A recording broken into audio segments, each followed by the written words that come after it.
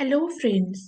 Welcome back to my channel economics with Deepti. आज के session में हम लोग डिस्कस करेंगे इन्फ्लेशन पार्ट वन, जिसके अंदर हम लोग based on the causes of inflation, types of inflation के बारे में बात करेंगे। जैसे आप लोगों ने बहुत बार सुना होगा टाइप्स ऑफ इन्फ्लेशन में demand pull inflation, cost push inflation. तो demand pull inflation, cost push inflation, structural inflation क्या होता है, initial view on demand pull inflation क्या है, monetarist view on demand pull inflation क्या है। तो हम इन सब के बारे में आज के सेशन में डिस्कस करेंगे। लेकिन क्लास स्टार्ट होने से पहले मैं आपके साथ एक बार सिलेबस डिस्कस करूंगी वापस से 10+2 लेक्चर का। देखिए, अभी तक मैंने आपके साथ माइक्रो इकोनॉमिक्स स्टार्ट नहीं किया है, और माइक्रो इकोनॉमिक्स में आपके साथ अभी इसलिए स्टार्ट नहीं कर रही थी because it is one of the lengthiest subject. अगर आप पूरे सिलेबस में देखेंगे तो बहुत ज्यादा लेंथीएस्ट सब्जेक्ट है यहाँ पे माइक्रो इकोनॉमिक्स। तो अभी मैंने आपके साथ मैक्रो इकोनॉमिक्स स्टार्ट किया हुआ है। तो मैक्रो इकोनॉमिक्स में मैंने आपके साथ सोलो तक डिस्कशन की थी।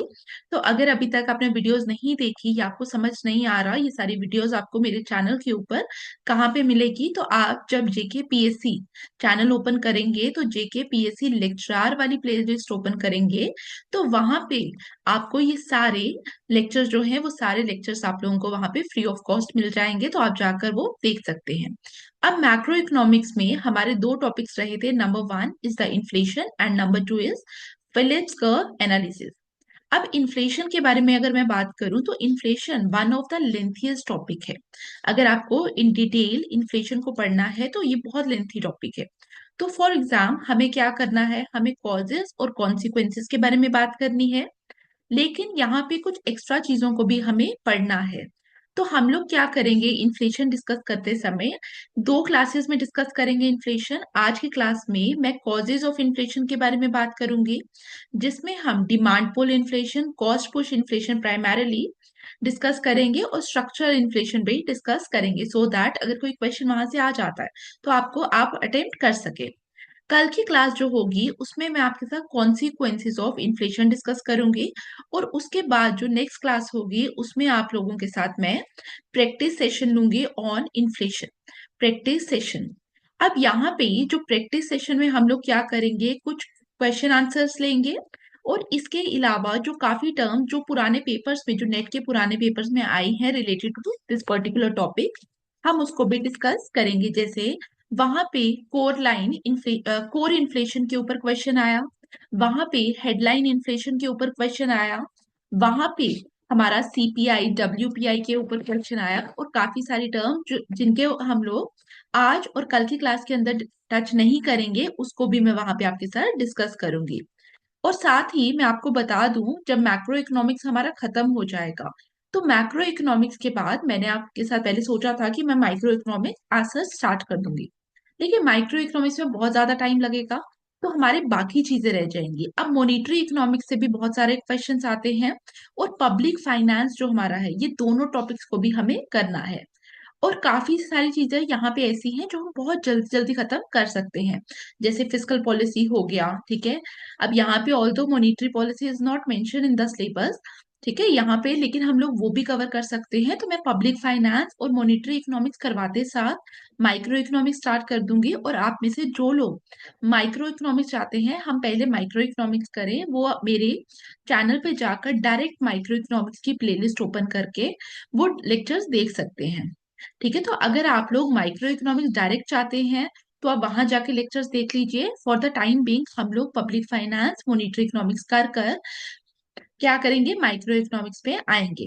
लेकिन मैं आप लोगों को रिकमेंड करूंगी पहले आप बाकी जो छोटे छोटे एरियाज हैं उनको कर लीजिए, पब्लिक फाइनेंस, मॉनिटरी इकोनॉमिक्स, इसके बाद हम लोग माइक्रो इकोनॉमिक्स करेंगे, सो दैट जब भी आप सिलेबस देखें आपको एक कॉन्फिडेंस है, भाई मेरा काफी सारा जो मैक्रो इकोनॉमिक्स, फिर पब्लिक फाइनेंस, मॉनिटरी इकोनॉमिक्स, ये सारा मेरा कवर हो रहा है।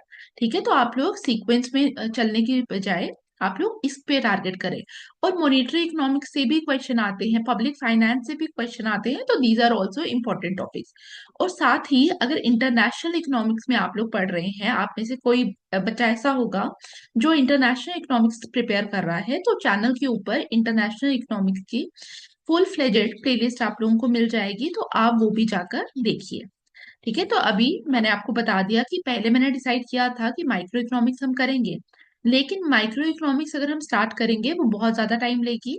तो उसके लिए हम लोग क्या करेंगे, पब्लिक फाइनेंस और मॉनेटरी इकोनॉमिक्स को स्टार्ट करेंगे। और इसके अलावा यहाँ पे देखिए, नेशनल इनकम मेंशन नहीं है, लेकिन जब हमारा पूरा कंप्लीट हो जाएगा तब कुछ टॉपिक्स ऐसे हैं जो 11th और 12th की बुक्स में दिए हुए हैं लेकिन सिलेबस में मेंशन नहीं है। तो जैसे नेशनल इनकम का टॉपिक हो गया तो हम वो लास्ट में सब डिस्कस करेंगे। तो मैंने आपको पहले भी कहा था, टेंशन नहीं लीजिए। क्लासेस में अगर आप आ रहे हैं तो सिलेबस पूरा कंप्लीट करेंगे। जब तक आपका पूरा नया सिलेबस आता हो और अभी तक एग्जाम की डेट भी नहीं आई, तो हम लोग पूरा कंप्लीट करेंगे क्लासेस के अंदर। तो मैक्रो के बाद जैसे जैसे चल रहा है सीक्वेंस, उसी तरीके से आप चलने की कोशिश करिए। अगर आपको फिर भी कुछ एक्स्ट्रा करना है तो चैनल के ऊपर इंडिविजुअल माइक्रो इकोनॉमिक्स की प्लेलिस्ट है, इंटरनेशनल इकोनॉमिक्स की प्लेलिस्ट है, आप वहां जाकर वो भी देख सकते हैं। Now coming to the topic that is inflation. Inflation में मैं आपके साथ डिस्कस करूंगी कॉजेज ऑफ इन्फ्लेशन, जिसमें हम टाइप्स के बारे में बात करेंगे। Demand pull inflation, cost push inflation, structural inflation. और स्पेशली हम लोगों को क्या करना है, यहाँ पे डिमांड पुल और कॉस्ट पुश इन्फ्लेशन पे हमारा मेजर फोकस होना चाहिए। अब यहाँ पे जब हम डिमांड पुल इन्फ्लेशन को डिस्कस करेंगे तो दो व्यूज हमें देखने होते हैं। नंबर वन, कीनीशियन व्यू, और नंबर टू हमें मॉनिटरिस्ट का व्यू देखना होता है। तो वन बाय वन डिस्कस करते हैं, लेकिन उससे पहले अगर अभी तक आपने मेरा चैनल सब्सक्राइब नहीं किया then please subscribe my channel. और साथ ही अगर आपको लगता है ये वीडियोस आपके लिए वैल्यूएबल है then please like share subscribe and comment. और मेरा Telegram group economics with Deepti, इसको भी ज्वाइन करिए सो दैट आपका कोई भी अपडेट मिस ना हो। देखिए, सबसे पहले जब हम टॉपिक के बारे में बात कर रहे हैं इन्फ्लेशन, तो हमें पता होना चाहिए इन्फ्लेशन का मतलब क्या है। हम लोगों को इन्फ्लेशन हम लोग अक्सर इन्फ्लेशन सुनते हैं मार्केट के अंदर, जब भी इकोनॉमी में हमें प्राइस राइज की सिचुएशन देखने को मिलती है तो उस समय हम क्या बोलते हैं, उस समय हम बोलते हैं कि मार्केट के अंदर क्या है, मार्केट के अंदर इन्फ्लेशन जो है वो अकर कर रहा है। लेकिन यहाँ पे कुछ चीजों के बारे में हमें पता होना चाहिए। अगर सिर्फ इस पेन का प्राइस मुझे बढ़ता हुआ दिख रहा है, सिर्फ इस पेन का मार्केट के अंदर प्राइस बढ़ा, तो उस समय याद रखना मैं इन्फ्लेशन नहीं कहूंगी। इन्फ्लेशन के लिए क्या होता है, नंबर ऑफ कॉमोडिटीज का प्राइस बढ़ता हुआ दिखे।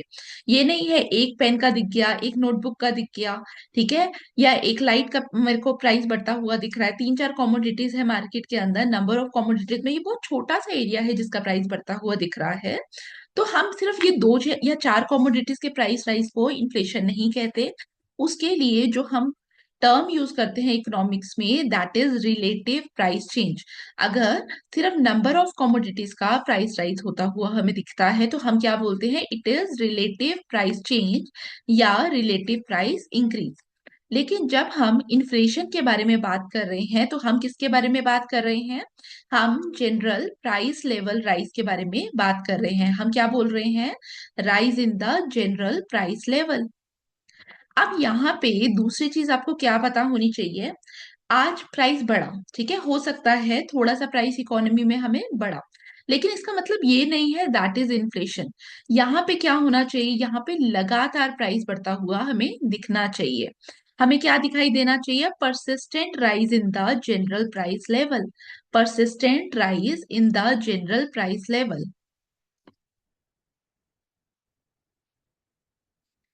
General price level rather than a once for all rise in it।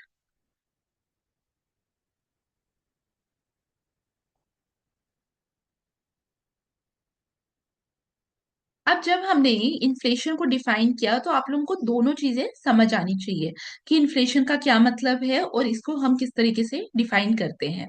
और ये जो सारे नोट्स बनेंगे आज की क्लास के, वो मैं आपके साथ मेरे टेलीग्राम ग्रुप में पीडीएफ फॉर्मेट में शेयर कर दूंगी और कमेंट बॉक्स में इसका लिंक भी पिन कर दूंगी। तो वहां जाके आप इसका एक्सेस ले सकते हैं। अब यहाँ पे अगर हम इन्फ्लेशन के बारे में बात कर रहे हैं तो आज का टॉपिक हमारा क्या है, कॉजेज ऑफ इन्फ्लेशन। तो इन्फ्लेशन को बेस्ड ऑन द कॉजेज हम लोग चार कैटेगरीज में डिवाइड करते हैं, या मेजरली हम तीन कैटेगरीज में डिवाइड करते हैं। पहली और जो दूसरी कैटेगरी है उसको हम इकट्ठे ही पढ़ते हैं।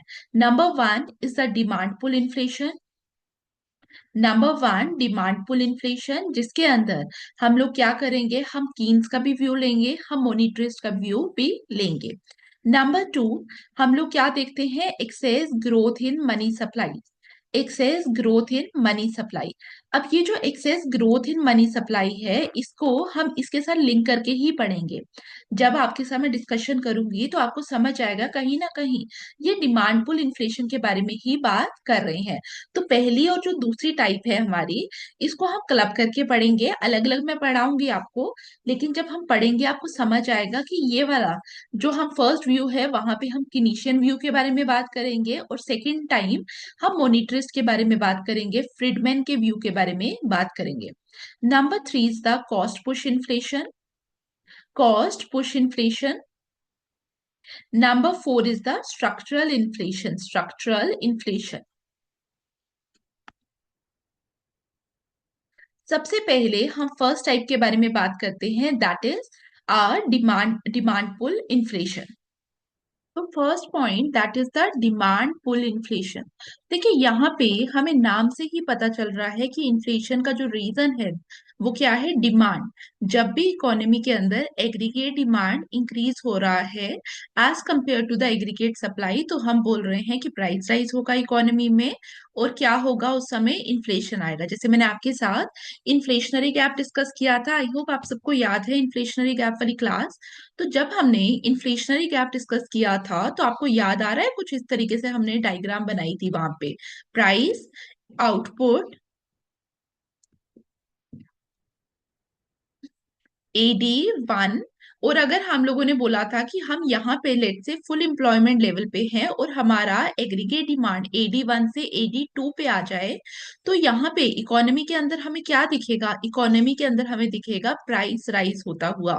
याद आ रहा है?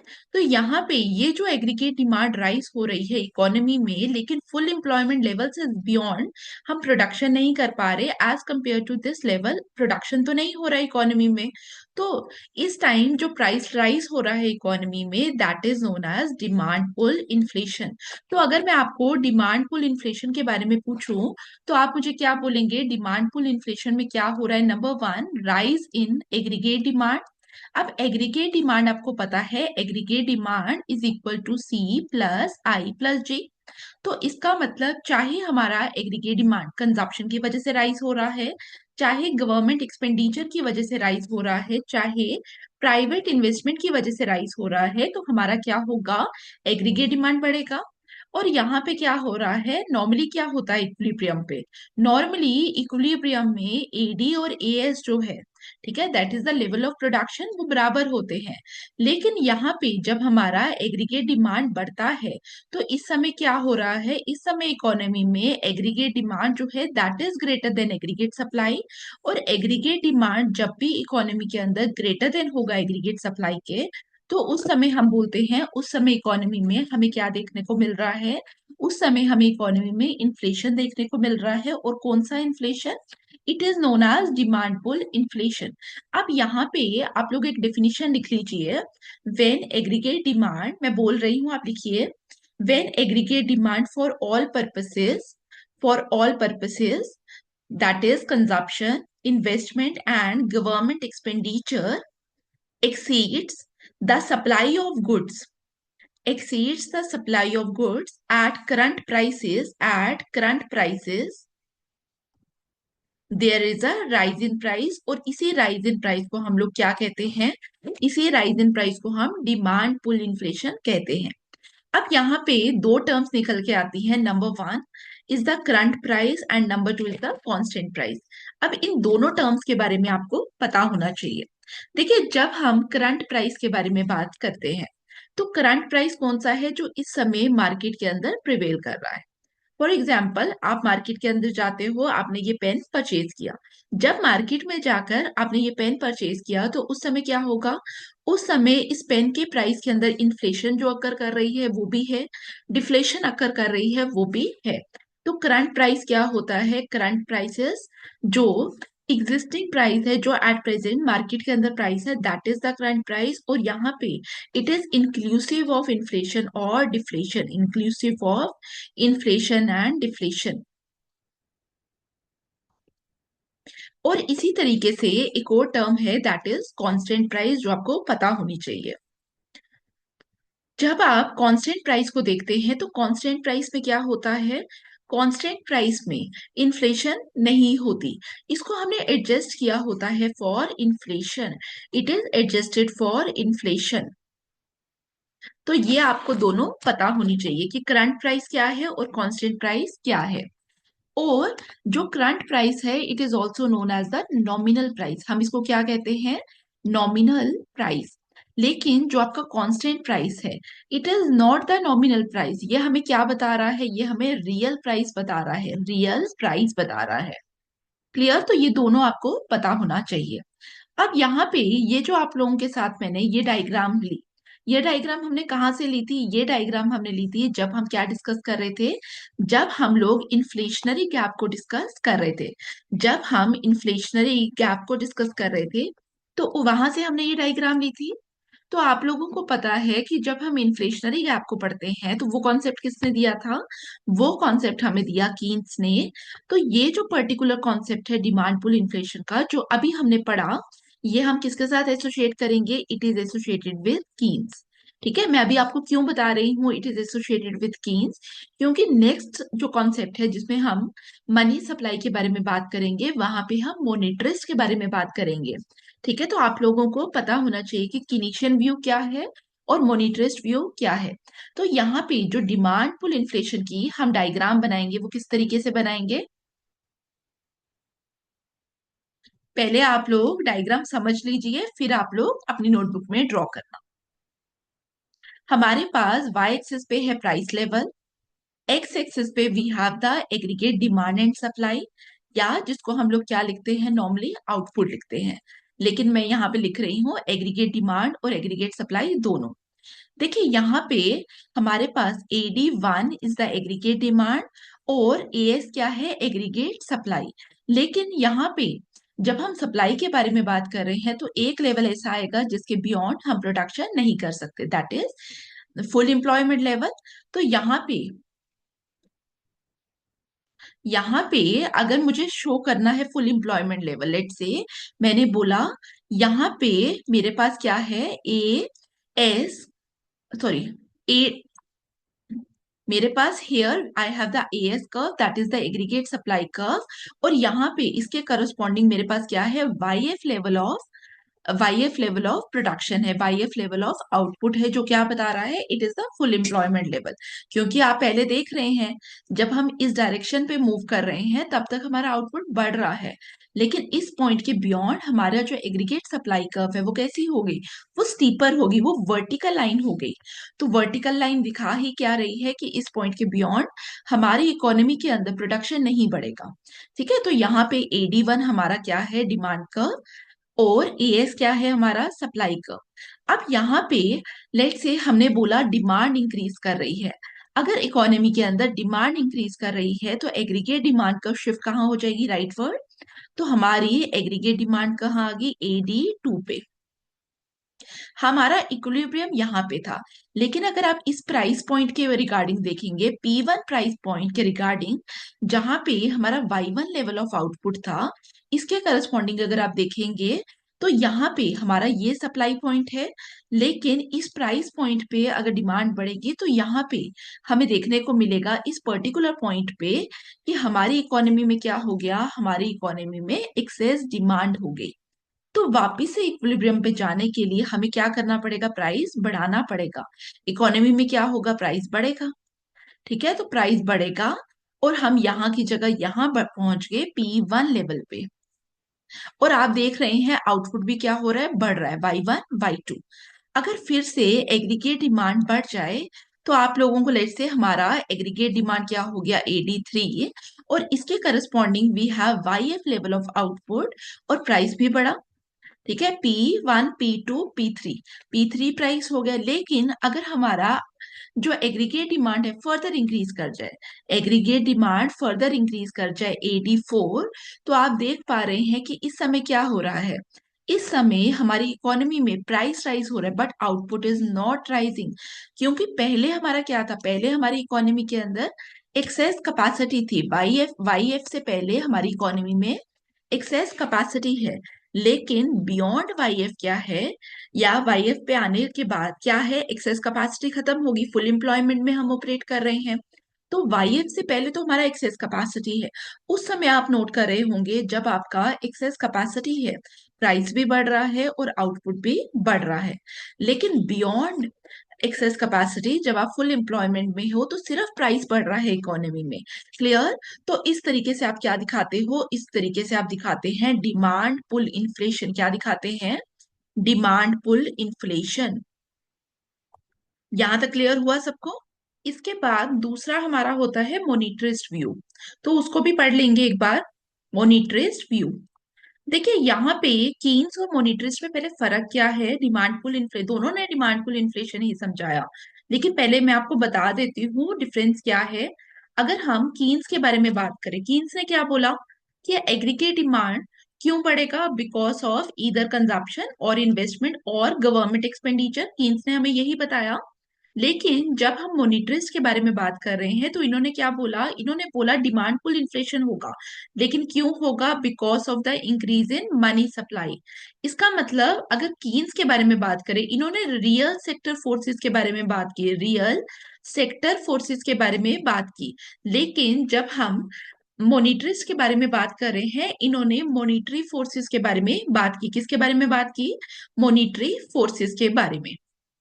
तो यहाँ पे वन बाय वन समझते हैं। कीन्स का तो हमने समझ लिया, अब हम किसका समझेंगे? अब हम मोनिटरिस्ट का समझेंगे। मोनिटरिस्ट बोलते हैं कि जो आपकी डिमांड पुल इन्फ्लेशन है वो क्यों होती है, because of increase in money supply in the economy. जब भी हम मनी सप्लाई इकोनॉमी में बढ़ाते हैं, देखिए जब आप ध्यान से सुनना, जब आप मनी सप्लाई बढ़ाएंगे, सेंट्रल बैंक ऑफ इंडिया ने क्या किया, रिजर्व बैंक ने क्या किया, मनी सप्लाई को इकोनॉमी के अंदर बढ़ा दिया। जब सेंट्रल बैंक ने मनी सप्लाई को बढ़ाया तो उस समय क्या हुआ, उस समय इकोनॉमी के अंदर आप लोगों के पास पैसा ज्यादा आ गया। अब आप लोगों ने होल्ड ज्यादा पैसा किया, ठीक है। आप लोगों ने क्या किया, आप लोगों के पास ज्यादा पैसा आ गया, मतलब सप्लाई जो है, supply of real money balance वो क्या हो गई, वो इंक्रीज कर गई। रियल मनी बैलेंस क्या हो गई, इंक्रीज कर गई। लेकिन जो आपके पास पहले पैसा था, जब आप लोगों ने पहले पैसा होल्ड किया हुआ था before this money supply increase, तो उस समय क्या हो रहा था, उस समय जो आपके पास पैसा था वो as compare to your demand sufficient था। जितनी आप डिमांड कर रहे थे, लेट से आपके पास उतना ही पैसा था पहले। ट्रांजेक्शन डिमांड याद है, प्रिकॉशनरी डिमांड याद है, स्पेक्युलेटिव डिमांड याद है। तो हमारे पास उतना ही पैसा था जितनी हमारी डिमांड थी। लेकिन जब थ्रू दिस मनी सप्लाई हमारे पास क्या हो गया, हमारे पास पैसा ज्यादा आ गया, हमारे पास जो supply of real money balance है वो क्या हो गया, इंक्रीज हो गया।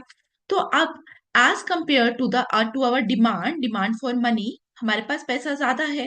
तो अगर मैं आपको ज्यादा पैसा दे दूं तो आप लोग क्या करेंगे, आप लोग डायरेक्टली इस पैसे को जाकर खर्चना स्टार्ट कर देंगे। इसका मतलब आप क्या करेंगे, आप डिमांड ज्यादा करेंगे, आप डिमांड करेंगे। अब आप प्रोडक्ट परचेज करना चाहेंगे, अब आप गुड्स एंड सर्विसेज परचेज करने जाएंगे, क्योंकि आपके हाथ में ज्यादा पैसा आ गया। ठीक है, पहले क्या था, पहले डिमांड फॉर मनी और सप्लाई फॉर मनी बराबर थी, लेकिन because of this increase in the money supply, supply of real money balance increase कर गया as compare to the demand for money. तो अब आपके पास जो एक्सेस पैसा है उसको लेकर क्या करेंगे आप, या ज्वेलरी खरीदने जाएंगे, या हो सकता है किसी रियल एस्टेट में लगा दें, या डेली आप मार्केट में शॉपिंग करने निकल जाएं। तो आपने क्या किया, आपने कुछ ना कुछ भी करके आपने क्या किया, आपने एग्रीगेट डिमांड को बढ़ाया। आपने क्या किया, एग्रीगेट डिमांड को बढ़ाया। लेकिन अगर ये जो एग्रीगेट डिमांड है वो क्यों बढ़ी, बिकॉज मनी सप्लाई बढ़ी थी। तो यहाँ पे मोनिटरिस्ट क्या बोलते हैं, मोनिटरिस्ट बोलते हैं कि एग्रीगेट डिमांड तो बढ़ेगी, बिकॉज डिमांड पुल इन्फ्लेशन में होता क्या है, एग्रीगेट डिमांड ही बढ़ी होती है एग्रीगेट सप्लाई से। लेकिन ये जो एग्रीगेट डिमांड बढ़ रही है वो क्यों बढ़ रही है, because of this increase in money supply.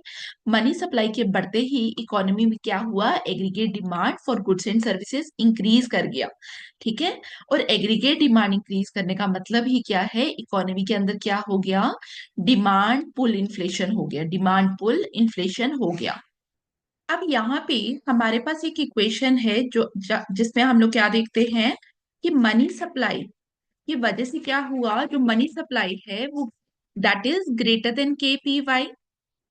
ये हमारे पास एक इक्वेशन आती है, लेकिन इस इक्वेशन को हम डिस्कस करेंगे जब मैं आपके साथ मॉनिटरी इकोनॉमिक्स डिस्कस करूंगी, तो वहां पे हम इस इक्वेशन के बारे में बात करेंगे कि ये इक्वेशन है क्या। अभी के लिए आप इसको स्किप कर दीजिए, जब मॉनिटरी इकोनॉमिक्स वाला टॉपिक पढ़ा जाएगा तो उसमें हम इन डिटेल डिस्कस करेंगे। अब हम लोग देखेंगे कि मॉनिटरिस्ट में डिमांड पुल इन्फ्लेशन को हम किस तरीके से रिप्रेजेंट करते हैं, ग्राफिकली हम इसको कैसे दिखाते हैं। अब आप लोगों को पता है कि यहाँ पे जब हमें ग्राफिकली दिखाना है तो वाई एक्सिस पे हमारे पास प्राइस आएगा, एक्स एक्सिस पे हमारे पास आएगा आउटपुट।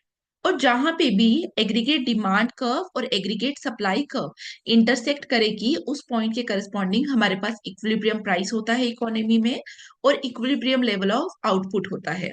तो here we have the P naught price level और वाई नॉट आउटपुट लेवल है हमारे पास यहाँ पे। अब हमने क्या बोला, हमने यहाँ पे मॉनिटरिस्ट के व्यू में हमने क्या देखा, हमने देखा कि money supply is increasing, money supply increase करेगी, और मनी सप्लाई के इंक्रीज करने से एग्रीगेट डिमांड क्या करेगा, इंक्रीज करेगा। तो लेट से जब हमारा aggregate demand curve AD naught था, तो उसके corresponding we have M naught money supply.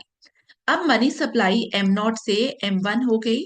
जब मनी सप्लाई एम नॉट से एम वन हो गई, तो इस समय हमारा एग्रीगेट डिमांड शिफ्ट करेगा राइटवर्ड।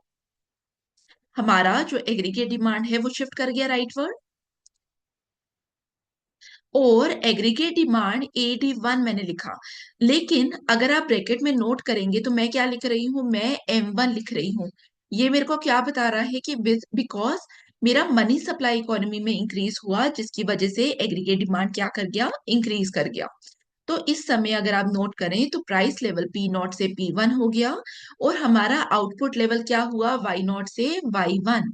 क्लियर यहाँ तक?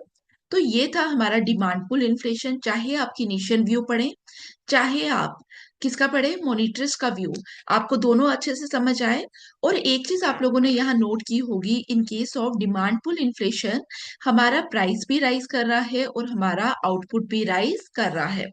ये चीज नोट करके रखना, क्योंकि जब हम कॉस्ट पुश इन्फ्लेशन पढ़ेंगे तो हम देखेंगे ऑल दो इकोनॉमी के अंदर जो प्राइस है वो तो बढ़ रहा है, लेकिन आउटपुट क्या करेगा, आउटपुट फॉल करेगा। क्लियर, यहां तक समझ आया? अब हम पढ़ेंगे कॉस्ट पुश इन्फ्लेशन। और क्लास खत्म होने से पहले मैं आप लोगों को लास्ट में कुछ टर्म्स के बारे में बताऊंगी, जैसे वेज प्राइस स्पाइरल हो गया, इन्फ्लेशनरी एक्सपेक्टेशन क्या होता है। तो लास्ट में क्लास के वो हम टर्म्स के बारे में देखेंगे। तो अब हम लोगों को क्या देखना है, नाउ कॉस्ट पुश इन्फ्लेशन। जब आप कॉस्ट पुश इन्फ्लेशन के बारे में बात कर रहे हैं तो हमें टर्मिनोलॉजी से ही पता चल रहा है कि इन्फ्लेशन तो हो रहा है, प्राइस राइज तो हो रहा है इकोनॉमी में, लेकिन प्राइस राइज किसकी वजह से हो रहा है, it is because of the cost rise. जब भी इकोनॉमी के अंदर कॉस्ट बढ़ेगी और उस कॉस्ट बढ़ने की वजह से हमें इकोनॉमी में प्राइस राइज देखने को मिलेगा, तो हम लोग क्या बोलेंगे कि यहाँ पे जो इन्फ्लेशन हो रहा है that is because of cost increase. और इस पर्टिकुलर इन्फ्लेशन को हम क्या बोलते हैं, it is known as cost push inflation. और याद रखना, इसकी डेफिनेशन पहले लिख लीजिए। Cost push inflation, cost push inflation, cost push inflation happens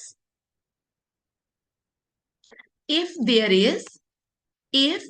is increase in cost independent. ठीक है, ये चीज देखिए मैं क्या लिख रही हूं, independent of any increase in aggregate demand. अब यहाँ पे हम लोगों ने क्या बोला कि कॉस्ट बढ़ रही है, but that is independent of any increase in aggregate demand. अब जब हम कॉस्ट पुश इन्फ्लेशन के बारे में बात करते हैं, तो यहाँ पे हम लोग किस किस के बारे में देखते हैं, हम लोग number one wage push inflation के बारे में देख रहे हैं, जहां पे हम लोग क्या देखेंगे, इकोनॉमी में वेजेस आर इंक्रीजिंग। आपको पता है जब भी कोई भी चीज प्रोड्यूस हो रही है, ठीक है, लेट्स से कि पेन बनेगा, तो पेन बनने के लिए हमें क्या चाहिए, हमें लेबर चाहिए। ठीक है, फैक्टर्स ऑफ प्रोडक्शन में हमारे पास क्या है, लेबर, कैपिटल, ठीक है, लैंड और ऑन्टरप्रेन्योर। ये सारे हमारे पास क्या है, these are the factors of production. अब इन सारे फैक्टर्स ऑफ प्रोडक्शन को को क्या जाएगा, रिवॉर्ड जाएगा। और ये जो सारे रिवॉर्ड्स आ रहे हैं, ये सारे मिलकर क्या बनाएंगे, ये सारे मिलकर बनाएंगे cost of that particular product. अब इकोनॉमी में लेट से लेबर जो है, लेबर को क्या मिलेगा, लेबर को मिलेगी वेजेस। अगर हमने बोला इकोनॉमी में वेजेस बढ़ जाएं, तो वेजेस बढ़ने की वजह से आप मुझे बताइए कॉस्ट इंक्रीज करेगा, डेफिनेटली इंक्रीज करेगी। तो अगर वेजेस बढ़े तो जो इन्फ्लेशन होगा, जो प्राइस राइज होगा इस समय, वो क्या हो रहा है, that is wage push inflation and it is a type of cost push inflation. Number two, अगर हम लोग ऑन्टरप्रेन्योर की बात करें, तो ऑन्टरप्रेन्योर को क्या जाएगा, प्रॉफिट। अगर मैं बोलूं आपका जो ऑन्टरप्रेन्योर है वो प्रॉफिट मार्जिन बढ़ा दे, ठीक है, नॉर्मली ये कब होता है, जब आपकी मोनोपोली या ओलिगोपोली मार्केट स्ट्रक्चर होगा, तो उस समय जो आपका ऑन्टरप्रेन्योर है वो क्या करेगा, वो इकोनॉमी के अंदर प्रॉफिट्स बढ़ा देगा। इस समय जब आपका ऑन्टरप्रेन्योर प्रॉफिट्स बढ़ा दे इकोनॉमी के अंदर, तो इस समय क्या होगा, इसका डायरेक्ट इम्पैक्ट जाएगा प्राइसेस के ऊपर। तो इस समय इन्फ्लेशन होगा और इसको हम लोग क्या कह रहे हैं, profit push inflation, profit push inflation. और नंबर थ्री, हम लोग यहाँ पे किसको देखते हैं, हम लोग रॉ मटेरियल की कॉस्ट देखते हैं। स्पेशली यहाँ पे जब रॉ मटेरियल के बारे में बात की जाती है, तो एनर्जी इनपुट्स के बारे में बात की जाती है, जैसे rise in crude oil prices. तो थर्ड में क्या हुआ, थर्ड में increase in prices of raw material को देखा जाता है, rise in prices of raw material. तो ये सारा हम देखते हैं किस पे, कॉस्ट पुश इन्फ्लेशन में। तो वेज पुश इन्फ्लेशन क्या हुआ, प्रॉफिट पुश इन्फ्लेशन क्या हुआ, और increase in price of raw material क्या हुआ। क्लियर यहां तक। अब यहाँ पे जो हमारा price in rise in price of raw material है, इसके लिए हम एक टर्म यूज करते हैं अक्सर, that is known as supply shock. ठीक है, तो please please note down supply shock क्या होते हैं। सप्लाई शॉक, सप्लाई शॉक को लिखिए, rise in price of raw material, especially especially of energy inputs, especially of energy inputs, rise in prices of raw material, of raw materials, especially of energy inputs, especially of energy inputs, bracket में लिख लीजिए petroleum products, petroleum products which have a which have a cost push effect are also called supply shocks, are also called supply shock। जो third point है उसको हम बोल रहे हैं बेसिकली सप्लाई शॉक। क्लियर यहां तक। तो वेज पुश इन्फ्लेशन, फिर हम प्रॉफिट पुश इन्फ्लेशन, ये सब देखेंगे। क्लियर। तो डायग्रामेटिकली देखने की कोशिश करते हैं। अब अगर हम वेज पुश इन्फ्लेशन के बारे में बात करें, तो यहाँ पे क्या हो रहा है, यहाँ पे वेज हाइक हो रहा है, वेज पुश इन्फ्लेशन। नाम से ही पता चल रहा है कि यहाँ पे क्या हो रहा है, जो इन्फ्लेशन है वो क्यों हो रहा है, because wages are increases. Normally क्या होता है, अगर हम नॉर्मल इकोनॉमी के अंदर बात करें, तो आपको वेजेस किस हिसाब से दी जाती है, based on the marginal productivity of labour. Labour कितना प्रोडक्टिव है उसके बेसिस पे क्या दिया जाएगा, वेजेस दी जाएंगी। लेकिन इकोनॉमीज के अंदर क्या होता है, ट्रेड यूनियंस होती है, ट्रेड यूनियन कहती है कि वेजेस को बढ़ाएं। ठीक है, तो यहाँ पे क्या हो जाता है, वेज पुश की तरफ प्रेशराइज किया जाता है थ्रू ट्रेड यूनियन। अब यहाँ पे बहुत ज्यादा, कई बार क्या होता है, बहुत ज्यादा हायर वेजेस डिमांड की जाती है। अब वेजेस नॉर्मली किस बेसिस पे देनी चाहिए थे, वेजेस देनी चाहिए थे based on marginal productivity of labour. ठीक है, मार्जिनल प्रोडक्टिविटी के बेसिस पे आपको क्या असाइन होना चाहिए था, वेजेस। लेकिन नाउ आपकी प्रोडक्टिविटी तो नहीं बढ़ रही, लेकिन ट्रेड यूनियन कह रही है कि हमारी वेजेस बढ़ाएं। अब इस समय प्रोडक्टिविटी तो कम है, लेकिन वेजेस अगर बढ़ जाएंगी, तो इस समय क्या होगा, इस समय जो आपका ऑन्टरप्रेन्योर है वो सोचता है कि हम ये जो वेज की वजह से इंक्रीज हो रहा है, कॉस्ट बढ़ रही है, वो हम ट्रांसफर कर देंगे किसको, टू द कस्टमर। और इस समय हमें क्या देखने को मिलता है, इस समय हमें इकोनॉमी में देखने को मिलता है कि कॉस्ट पुश इन्फ्लेशन होगा। क्यों, बिकॉज वेजेस आर इंक्रीजिंग। और वेजेस किससे ज्यादा बढ़ रही हैं, wages are increasing more than the marginal productivity of labour. और इसको हम किस तरीके से रिप्रेजेंट करते हैं, इसको हम रिप्रेजेंट करते हैं,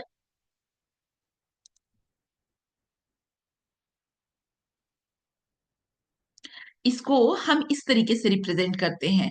here we have output, here we have price in the economy, और यहाँ पे हमारा एग्रीगेट डिमांड कर्व ये है, और we have the AS that is the aggregate supply curve.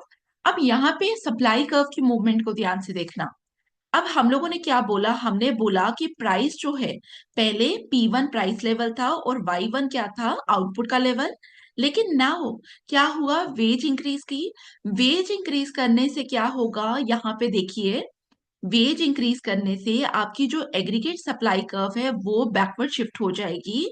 और अब आप देखेंगे कि प्राइस जो है, प्राइस P1 से P2 राइज किया और आउटपुट क्या हुआ, Y1 से Y2 हो गया।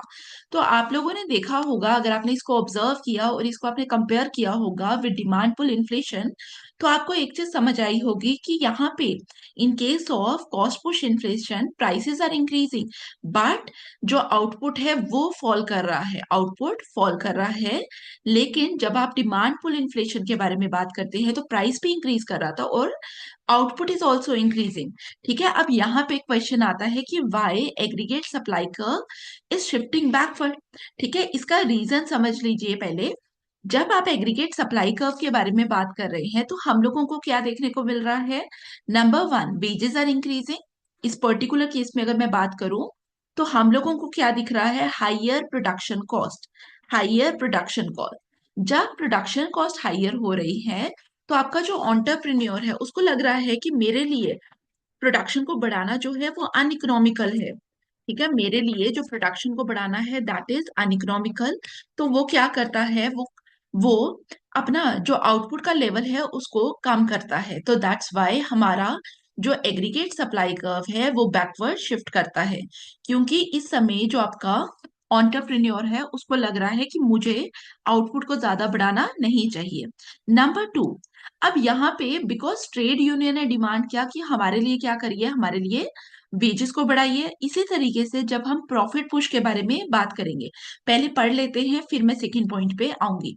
जब आप प्रॉफिट पुश इन्फ्लेशन के बारे में बात करेंगे तो प्रॉफिट पुश इन्फ्लेशन में क्यों आपका कॉस्ट पुश इन्फ्लेशन हो रहा है, बिकॉज अगर आप प्रॉफिट पुश इन्फ्लेशन को देखें तो प्रॉफिट मार्जिन आर इंक्रीजिंग। ठीक है, आपको पता है ना, जब भी हम cost of the product calculate करते हैं तो वन ऑफ द कंपोनेंट क्या है, प्रॉफिट्स है। तो इन case of profit push inflation आपका क्या हो रहा है, प्रॉफिट मार्जिन इंक्रीज कर रहे हैं। और मेनली ये हमारा होता है ओलिगोपोलिस्टिक और मोनोपोलिस्टिक कंपटीशन में, सॉरी मोनोपोली में, ओलिगोपोलिस्टिक और मोनोपोली के अंदर ये हमें देखने को मिलता है प्रॉफिट पुश इन्फ्लेशन। अब यहाँ पे भी क्या होगा, जब प्रॉफिट्स इंक्रीज हो रहे हैं तो यहाँ पे क्या हुआ, यहाँ पे आपका जो एग्रीगेट सप्लाई कर्व है ये एग्रीगेट डिमांड कर्व है, और आप प्रॉफिट इंक्रीज कर रहे हैं। तो बिकॉज वो प्रॉफिट इंक्रीज करना चाह रहा है तो वो क्या करेगा, एग्रीगेट सप्लाई कर्व को फिर से बैकवर्ड शिफ्ट करेगा, सेम डायग्राम बनेगी। अब क्वेश्चन आता है कि क्यों इस समय आपका जो एग्रीगेट सप्लाई कर्व है वो बैकवर्ड शिफ्ट हो रहा है, बिकॉज जो आपका प्रोड्यूसर है वो क्या चाहता है, वो चाहता है कि मैं क्या करूं, मैं अपना मैं अपना जो प्रॉफिट है उसको बढ़ाना चाहता हूँ। ठीक है, अब जब प्रॉफिट बढ़ रहा है तो कॉस्ट बढ़ रहा है, कॉस्ट बढ़ेगा तो क्या होगा, यहाँ पे प्राइसेस इंक्रीज करेंगे, प्राइसेस इंक्रीज करेंगे तो लॉ ऑफ डिमांड आएगा, people are not demanding more. ठीक है, लोग ज्यादा डिमांड नहीं कर रहे, तो इसलिए वो प्रॉफिट बढ़ाएगा, लेकिन साइमल्टेनियसली उसको आउटपुट क्या करना पड़ेगा, कम करना पड़ेगा यहाँ पे। तो यहाँ पे क्या होगा, यहाँ पे हमें देखने को मिलेगा कि एग्रीगेट सप्लाई कर्व जो है वो बैकवर्ड शिफ्ट करेगा। ठीक है, यहाँ तक क्लियर हुआ आप लोगों को। तो चाहे आप प्रॉफिट पुश इन्फ्लेशन के बारे में बात कर रहे हो, चाहे आप वेज पुश इन्फ्लेशन के बारे में बात करोगे, डायग्राम रिमेन्स द सेम। अब थर्ड पॉइंट के बारे में बात करेंगे जहां पे हम सप्लाई शॉक्स को डिस्कस करेंगे। सप्लाई शॉक का मतलब क्या है, rise in raw material prices, specially जो आपका एनर्जी प्राइसेस है, ऑयल प्राइसेस के प्राइसेस हैं। ठीक है, अब ये चीज जो हमें सप्लाई शॉक है ये हमें इकोनॉमी के अंदर कब देखने को मिला, 1970s में ये हमें प्रोमिनेंटली देखने को मिला। सप्लाई शॉक हमें कब देखने को मिला? 1970s में। 1970s में ऑयल प्राइसेस क्यों बढ़े? बिकॉज जो ओपेक है, ठीक है, ओपेक ने क्या किया, प्राइसेस, ऑयल प्राइसेस के बढ़ाए। आपको पता है ना, ये ओलिगोपोलिस्टिक स्ट्रक्चर बनता है ओपेक के अंदर। तो वहां पे क्या हुआ, वहां पे ऑयल प्राइसेस हमें बढ़ते हुए इकोनॉमी के अंदर दिखे। अब यहाँ पे ऑयल प्राइसेस की वजह से क्या हुआ, आपका जो ओवरऑल सेक्टर है, क्योंकि आपको पता है ऑयल प्राइसेस बढ़ेंगे तो ट्रांसपोर्टेशन कॉस्ट बढ़ता है, आपका एनर्जी की कॉस्ट बढ़ेगी, तो आपके जितने भी आपके मैन्युफैक्चरिंग यूनिट्स है वहां पे क्या होगा, वहां पे कॉस्ट ऑफ प्रोडक्शन इंक्रीज करेगा। Because oil is very important component, specially जब ट्रांसपोर्टेशन के बारे में बात हो रही है, एनर्जी के बारे में बात हो रही है। क्योंकि अगर आप इलेक्ट्रिसिटी के बारे में ही बात करो, तो इलेक्ट्रिसिटी के लिए हमें क्या चाहिए, वी नीड रिसोर्सेज। तो यहाँ पे जो सप्लाई शॉक्स आए 1970s में, तो इसका डायरेक्ट और इनडायरेक्ट इफेक्ट दोनों हमें देखने को मिला। अगर मैं डायरेक्ट इफेक्ट के बारे में बात करूं, तो डायरेक्ट इफेक्ट जैसे अभी हम जैसे हमने wage push inflation, profit push inflation देखा, वहां पे जो इफेक्ट दिख रहा है दैट इज डायरेक्ट इफेक्ट। कि यहाँ पे अगर आप डायग्रामेटिकली देखिए, output, here we have the price, यहाँ पे हमारे पास एग्रीगेट डिमांड कर्व है, here we have the aggregate supply curve. और हम लोग क्या देख रहे हैं, हम लोगों ने जैसे अभी देखा ना, वैसे ही हम देखेंगे कि हमारा जो एग्रीगेट सप्लाई कर्व है वो बैकवर्ड शिफ्ट कर गया, और हमारा प्राइस राइज भी होगा इकोनॉमी में। और हमारा साथ में क्या हुआ, हमारा साथ में आउटपुट फॉल कर गया, Y1 से Y2 हो गया। But there is an indirect effect, जिसकी वजह से क्या होगा, एग्रीगेट सप्लाई कर्व और ज्यादा बैकवर्ड शिफ्ट करेगा, प्राइसेस और ज्यादा राइज करेंगे और आउटपुट और ज्यादा फॉल करेंगे। अब यहाँ पे एक हमें टर्म पता होनी चाहिए, that is inflationary expectation. Inflationary expectation. अब इन्फ्लेशनरी एक्सपेक्टेशन होता क्या है, ये हम देखेंगे, और फिर मैं आपके साथ इनडायरेक्ट इफेक्ट पे वापस से आऊंगी। अगर मैं इन्फ्लेशनरी एक्सपेक्टेशन के बारे में बात करूं, तो यहाँ पे आपको वर्ड से ही समझ आना चाहिए कि एक्सपेक्टेशंस के बारे में बात हो रही है। आपको लग रहा है कि प्राइस राइज होगा, तो फर्दर क्या होगा, इसकी वजह से आप भी, आपको लग रहा है, ठीक है, इट्स नॉट रियल, कि रियलिटी में ऐसा नहीं हो रहा है। लेकिन अगर आप एक्सपेक्ट कर रहे हो कि प्राइस राइज होगा, तो आप क्या करोगे, आप वेजेस ज्यादा डिमांड करोगे। ठीक है, तो यहाँ पे क्या हुआ, यहाँ पे जब आप इन्फ्लेशनरी एक्सपेक्टेशन के बारे में बात कर रहे हो, तो यहाँ पे हम क्या बात कर रहे हैं कि जो आपके वर्कर्स हैं, they are expecting price rise होगा इकोनॉमी में। पीपल आर एक्सपेक्टिंग कि सप्लाई शॉक की वजह से क्या होगा इकोनॉमी के अंदर, सप्लाई शॉक की वजह से इकोनॉमी में क्या होने वाला है, सप्लाई शॉक की वजह से प्राइस राइज होगा।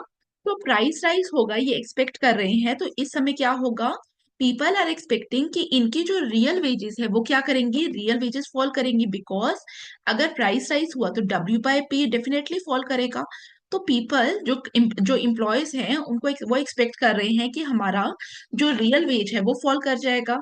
तो व्हेन पीपल आर एक्सपेक्टिंग कि real wages are falling in the economy, तो वो लोग क्या करेंगे, वो लोग प्रेशराइज करेंगे अपने एम्प्लॉयर को कि अब आप क्या करें, अब आप हमारी वेजेस बढ़ाइए, अब आप क्या करिए, वेजेस बढ़ाइए। जब एम्प्लॉयर वेजेस बढ़ाएगा, क्यों वेजेस बढ़ाएगा, बिकॉज सप्लाई शॉक की वजह से एक एक्सपेक्टेशन आ रहा है अमंग द एम्प्लॉय कि अब क्या होने वाला है, आप प्राइसेस इकोनॉमी में बढ़ेंगे। ठीक है, दे आर एक्सपेक्टिंग, अभी हुआ नहीं है क्योंकि थोड़ा सा तो टाइम लैग लगेगा ना बीच में। तो पीपल आर एक्सपेक्टिंग कि क्या होने वाला है, इकोनॉमी के अंदर प्राइसेस बढ़ने वाले हैं। तो प्राइसेस बढ़ने की वजह से वो लोग क्या करेंगे, वो लोग बोल रहे हैं कि हमारी रियल वेजेस फॉल करेंगे। और दे आर डिमांडिंग कि आप क्या करिए, अब आप हमारा क्या करिए, अब आप हमारी वेजेस बढ़ाइए, अब आप हमारी वेजेस बढ़ाइए। तो बिकॉज यहाँ पे एक प्रेशर आएगा वेजेस बढ़ाने की, जो इनडायरेक्टली वापिस से क्या करेगा, वेज पुश इन्फ्लेशन याद आ रहा है, वापिस से एक इनडायरेक्ट इफेक्ट क्रिएट करेगा। किसके लिए, एग्रीगेट, जिसकी वजह से एग्रीगेट सप्लाई जो है हमारी वो बैकवर्ड शिफ्ट करेगी, जैसे आपको डायग्राम में दिख रहा है। जैसे अगर आप यहाँ डायग्राम में देखेंगे, नॉर्मली क्या हुआ, ठीक है, नॉर्मली यहाँ पे आप देखेंगे AS1 से हम AS2 पे आए, ये तो सप्लाई शॉक की वजह से हुआ, कि सप्लाई शॉक की वजह से प्राइसेस इंक्रीज किए। तो ये जो पार्ट है ये हमारा क्या है, इट इज डायरेक्ट इफेक्ट। लेकिन बिकॉज प्राइसेस बढ़ रहे हैं इकोनॉमी के अंदर, सप्लाई शॉक की वजह से, सप्लाई शॉक आ गए मार्केट में, तो डायरेक्ट इफेक्ट तो ये हुआ, लेकिन अब लोगों ने एक्सपेक्ट करना स्टार्ट किया कि अब मार्केट के अंदर ऐसा हो रहा है तो अब आप हमारी वेजेस बढ़ाइए। वेजेस बढ़ेंगी तो वापिस से क्या हुआ, वेज पुश इन्फ्लेशन आएगा। तो यहाँ पे हमें एक इनडायरेक्ट इफेक्ट होता हुआ दिखाई देगा। तो इनडायरेक्ट इफेक्ट अगर आपसे कोई एग्जाम में पूछे why there is indirect effect, तो आप क्या बोलेंगे, it is because of the inflationary expectation. Inflationary expectation, clear यहां तक? ठीक है, तो ये आपका कॉस्ट पुश इन्फ्लेशन था। अब आपने अभी तक हमने जितना भी पढ़ा, इसके बाद हम लोग स्ट्रक्चरल इन्फ्लेशन की तरफ आएंगे। लेकिन अभी तक अगर आपको मैं एक चीज बोल पूछूं, डिमांड पुल इन्फ्लेशन और cost push inflation. Demand pull inflation में हमें क्या देखने को मिलता है कि demand is rising, aggregate demand is greater than aggregate supply. अगर कॉस्ट पुश इन्फ्लेशन देखें हम, तो कॉस्ट पुश इन्फ्लेशन में क्या हुआ, cost is increasing independent of the aggregate demand in the economy. अब डिमांड पुल इन्फ्लेशन में हमने देखा प्राइस एंड आउटपुट दोनों राइज करते हैं, लेकिन इन case of cost push inflation हमने देखा प्राइस राइज कर रहा है but output is falling in the economy. Clear? अब यहां तक आपको समझ आया? अब लास्ट लास्ट पॉइंट पे आएंगे, that is the structural inflation. Structural inflation, structural inflation के बारे में अगर हम बात करें उससे पहले आप एक इकोनॉमिस्ट का नाम याद रखना, मेडल का, और इनकी एक बुक है उसका नाम भी याद रखना। ठीक है, क्योंकि ये जो मेडल की बुक है इससे काफी टाइम नेट में क्वेश्चन पूछा गया कि इनकी कौन सी बुक है। तो बुक का नाम क्या है, Asian drama. Asian drama an inquiry into the poverty of nation, an inquiry into the poverty of nation. इस बुक का नाम आप याद रखना, मे बी आपसे भी कहीं मैच द फॉलोइंग या किसी भी तरीके से क्वेश्चन पूछा जाए। तो अगर आपसे क्वेश्चन पूछा जाएगा फाइनल एग्जाम के अंदर, तो आप डायरेक्टली यहां से आप अटेम्प्ट कर पाए, an inquiry into the poverty of nation. देखिए, ये जो स्ट्रक्चरल इकोनॉमिस्ट थे, इन लोगों ने क्या बोला, इन लोगों ने बोला कि ये जो डिमांड और सप्लाई की थियरी है that is inapplicable to the developing world. क्योंकि आप लोगों ने देखा कॉस्ट पुश इन्फ्लेशन के बारे में अगर हम बात करें या डिमांड पुल इन्फ्लेशन के बारे में बात करें, तो दोनों कॉस्ट पुश और डिमांड पुल इन्फ्लेशन में क्या है, हम एग्रीगेट सप्लाई और एग्रीगेट डिमांड के थ्रू बात करते हैं। लेकिन ये लोग जो हैं स्ट्रक्चरल इन्फ्लेशन के बारे में जिन लोगों ने बात की, इन्होंने बोला ये जो डिमांड और सप्लाई है, ये सप्लाई की थियरी है, it is not applicable in the developing nation. ठीक है, इन्होंने बेसिकली क्या किया, अगर आपसे क्वेश्चन आ जाए इन्होंने इन्फ्लेशन किसके रिस्पेक्ट पे एक्सप्लेन की, इन्होंने इन्फ्लेशन एक्सप्लेन की for the developing countries, explain inflation in the developing countries, inflation in the developing countries. और बेसिकली ये लोग यही बोलते थे कि जो आपका एग्रीगेट डिमांड और एग्रीगेट सप्लाई कर्व है that is not applicable in the developing world. इन्होंने बोला कि डेवलपिंग वर्ल्ड के अंदर क्या है, there are certain bottleneck, certain sectoral constraint, certain structural constraint. अगर आप उनको रेक्टिफाई करेंगे, अगर आप उनको इम्प्रूव करेंगे, तो वहां पे हम इन्फ्लेशन की प्रॉब्लम से बाहर आ सकते हैं। तो इन्होंने सर्टन बॉटलनेक्स के बारे में बात की। मेजर कौन से बॉटलनेक है, number one agricultural bottleneck, agricultural bottleneck. Number two resource constraint, resource constraint, जिसमें गवर्नमेंट बजट कॉन्स्ट्रेंट के बारे में बात की जाती है, government budget constraint.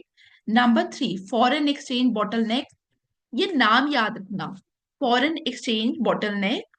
And number four is the physical infrastructure bottleneck, number four is the physical infrastructure bottleneck. One by one सबको देखेंगे। सबसे पहले अगर एग्रीकल्चर बॉटलनेक के बारे में बात की, इन्होंने बोला कि एग्रीकल्चर सेक्टर के अंदर there are certain constraint, certain क्या है, ऑब्स्टेकल्स है जिसकी वजह से क्या हो जाता है, एग्रीकल्चर की जो सप्लाई होती है वो क्या हो जाती है, वो इन इलास्टिक हो जाती है। एग्रीकल्चर सप्लाई क्या हो जाती है, इन इलास्टिक हो जाती है।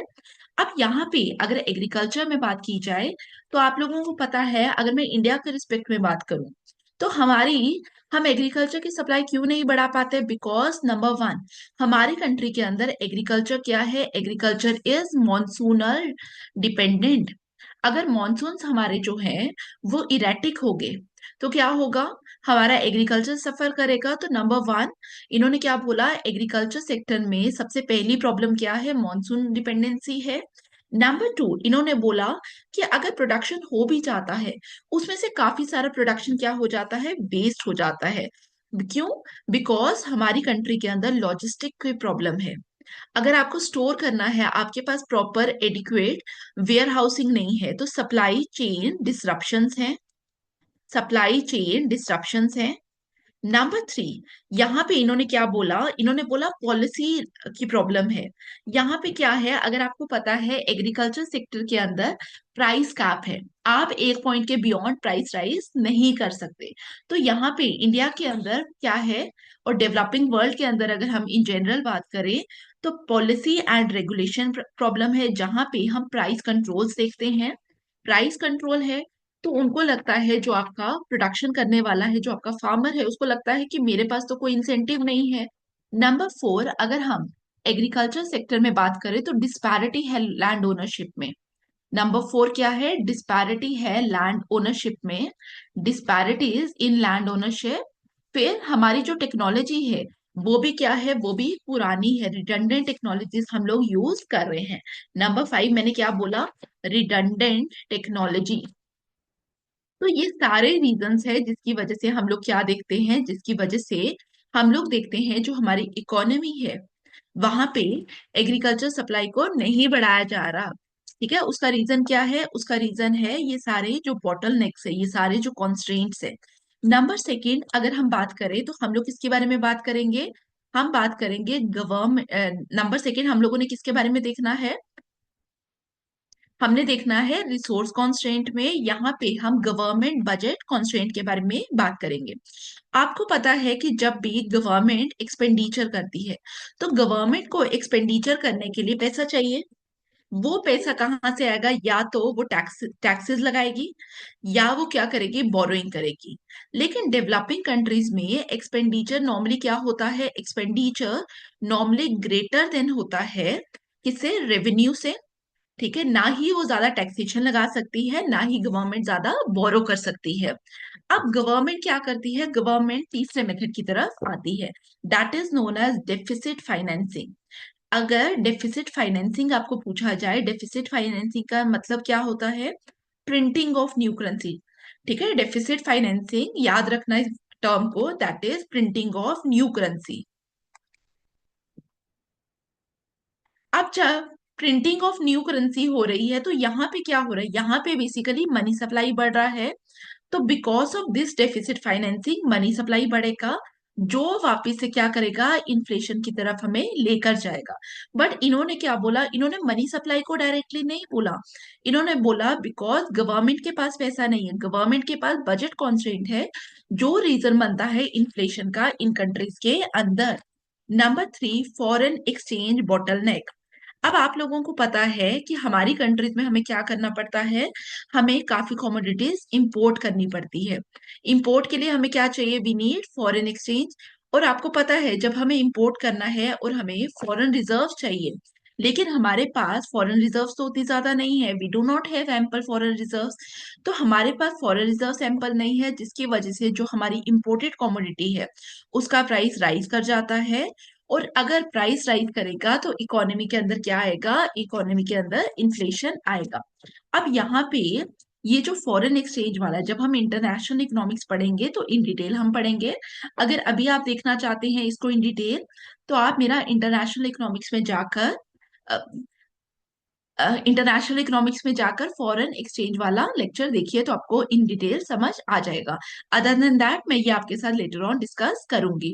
And number four is the physical infrastructure bottleneck, physical infrastructure bottleneck, physical infrastructure bottleneck. अब आपको पता है कि डेवलपमेंट के लिए we need power, we need transport, we need fuel. तो यहाँ पे डेवलपिंग कंट्रीज के पास ये सारी प्रॉब्लम्स है, ये सारी चीजें जो है दैट आर इनएडिक्वेट। तो ये इकोनॉमिस्ट कहते हैं कि अगर डेवलपिंग कंट्रीज को इन्फ्लेशन से बाहर आना है, तो क्या करना पड़ेगा इनको, इनको ये सारे बॉटलनेक्स रिमूव करने पड़ेंगे। क्लियर? ठीक है, यहां तक समझ आए? अब यहां तक हमारा टॉपिक ऑल्दो कंप्लीट हो गया है, बट एक टर्म जो मुझे आपके साथ डिस्कस करनी है, that is wage price spiral. क्या है? Wage price spiral. Wage price spiral. देखिए यहाँ पे नाम से ही हमें पता चल रहा है कि वेज और प्राइस की वजह से क्या हो रहा है, एक स्पाइरल बन रहा है। मतलब बेसिकली अगर हम इस कॉन्सेप्ट को देखें, वेज प्राइस फ्लेक्सिबिलिटी को, तो यहाँ पे क्या होता है, वेजेस इंक्रीज कर रही हैं। आपको पता है, लेट्स से इनिशियली क्या हुआ, वेजेस इंक्रीज की। जब अगर वेजेस इंक्रीज की तो इसकी वजह से क्या होगा इकोनॉमी के अंदर, it will lead to wage push inflation, that is cost push inflation.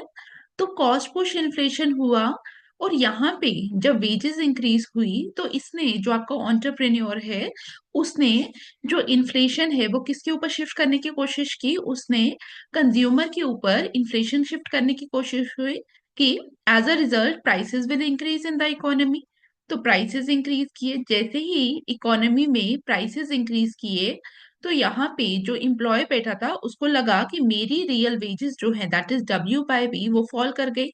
तो यहाँ पे बिकॉज प्राइस इंक्रीज करने से रियल वेजेस फॉल कर रही है, वो नहीं चाहता कि उसकी रियल वेजेस फॉल करे। तो वो क्या करेगा, वो डिमांड करेगा एम्प्लॉयर से कि आप मेरी वेजेस बढ़ाओ।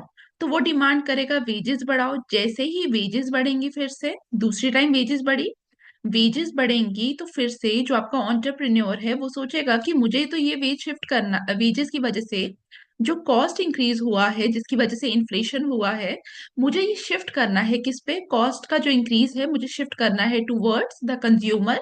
और प्राइसेस फिर से इकोनॉमी में बढ़ेंगे, जब प्राइसेस बढ़ेंगे फिर से रियल वेजेस, वो बोलेगा मेरी तो रियल वेजेस कम हो गई, आप मेरी वेजेस बढ़ाइए। वेजेस बढ़ेंगी, वेजेस बढ़ेंगी, तो एज अ रिजल्ट क्या होगा, फिर से प्राइस बढ़ा, फिर से वेजेस बढ़ी, और हम एक स्पाइरल में बनते जाएंगे, जिसमें क्या हमें दिख रहा है, कंटिन्यूअस इन्फ्लेशन होती हुई इकोनॉमी के अंदर दिख रही है। तो ये जो पूरा कॉन्सेप्ट है, this is known as wage price, sorry, it is not flexibility, it is spiral. It is known as wage price spiral. Clear? तो डेफिनेशन लिख लीजिए, फिर क्लास खत्म करेंगे। Wage price spiral is an economic concept describing a cycle where rising wages lead to increased production cost for businesses, comma, which then pass on these costs to consumers in the form of higher wages, sorry, in the form of higher prices, full stop. As prices rise, comma, workers demand higher wages to maintain their purchasing power, comma, which perpetuates the cycle, full stop. This can lead to sustained inflation. आप यहाँ पे देख रहे हैं ना, multiple time हमें क्या दिख रहा है, प्राइस राइज होता हुआ। ये जो मल्टीपल टाइम इन्फ्लेशन हो रहा है, इसके लिए हम जो टर्म यूज कर रहे हैं, that is sustained inflation. If not manage properly, central bank often monitor often monitor and respond to such spirals to maintain economic stability, full stop। ठीक है, मैं रिपीट कर रही हूं, आप लोग चेक कर लेना। Wage price spiral, it is an economic concept describing a cycle where rising wages led to increased production cost for businesses, comma, which then pass on those costs to consumers in the form of higher prices, full stop. As prices rise, comma, workers demand higher wages to maintain their purchasing power, comma, which perpetuates the cycle, full stop. This can lead to sustained inflation if not managed properly, full stop. Central banks often monitor and respond to such spirals to maintain economic stability. Clear? यहां तक समझ आया? ठीक है, तो class यहीं पे खत्म करती हूँ। Thank you for watching, next class में मिलेंगे। Thank you.